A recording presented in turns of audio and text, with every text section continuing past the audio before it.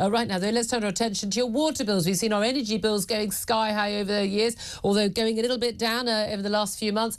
Still way higher than they used to be. Your water bills are next to go up, off what the regulator is going to decide tomorrow, just how much water companies can put their water bills up. And debt-laden Thames Water, the biggest water company in Britain, doesn't cover just the immediate London area, whole of the South East pretty much. They've said they've only got enough cash to keep going until the end of May next year. Then they'll go under, they say, unless they can raise new money. And they want to do that by putting bills up by 44%. It's weird that they've got no money when only a little while ago they were able to pay their new boss £195,000, not as his salary, no, as his 3-month bonus. I kid you not. Well, let's talk about this with Angela Knight. She's former Chief Executive of Energy UK and a former Treasury Minister too. Good morning to you, Angela. Good morning, Julia. I mean, these numbers are absolutely staggering, isn't it? Now, it's not just Thames Water. Most of the other water firms are also asking for bill rises, somewhere between 24% and, I mean, one of them's just having a laugh, 91%. Southern Water want a bigger jump, 91%, according to the Consumer Council for Water. This is a story that affects the whole country, but Thames Water have been in the news Correct. because the biggest water company, they're asking for this massive big increase. Are they going to get it? They'll have to get something, but let's just sort of unpick it, because there's a few things that have all muddled up here together which result in this big numbers. I mean, the first thing is, has Thames made a mess of it? And the answer is yes. And the second is, has the regulator made a mess of it? And the answer is yes.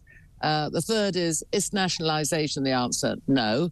And if they hadn't been privatised in the first instance, would it all be all right? And the answer to that is no. So having Fair done summary. the four quick... That said, I still have never understood privatising natural monopolies. I can't say, I'm going to go to Yorkshire Water now, I'm not getting a good deal out of Thames Water, or I don't like the quality of the water. There's nothing I can do. I've got one water company. Wherever you live, you've got one water company. How can you... That's right. What's the point of that? You've got no competition, so why on earth does privatisation work at all? In order to get investment in from the private sector, rather than the investment having to compete with in the public sector, with hospitals, with the Home Office, with But jails, hold on a minute, but private companies only invest in these companies so that they can take because massive profits out. Return. And you're seeing billions and billions going out. Hang on. Because, you know, you asked me one question, you now got on to the second. Right. Why were they privatised? The answer is to get investment in. Why are they indebted?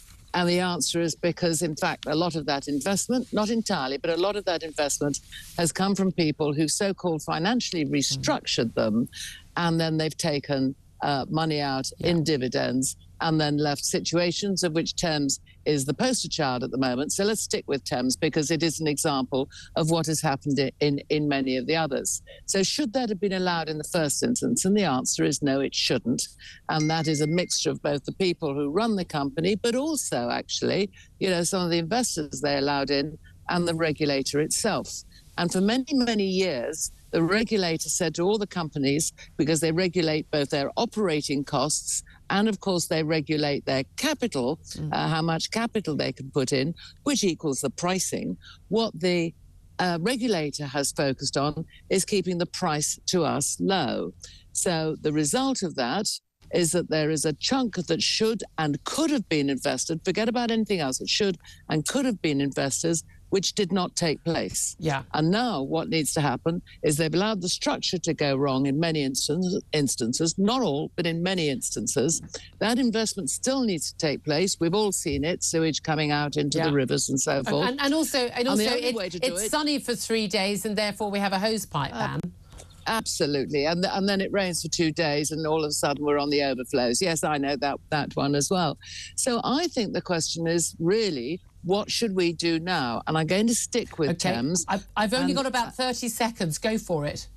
Chief Executive has been brought in this year. He's good at restructuring, turning things down. We do a sort of pre-pack in which a load of the debts is wiped out over a 24-hour or 3-day period. Then it goes back to the private sector to do the investment and then is properly controlled. I just find it extraordinary that this company is owned by a group of 9 investors, including sovereign wealth funds from China and Abu Dhabi. I don't know why they have anything to do with our water firms. All we want is all the pipes to actually stop leaking, not have hose pipe bans because no one's bothered building reservoirs in the last 30 years. It's pretty basic stuff, and it's quite clear that privatisation hasn't worked.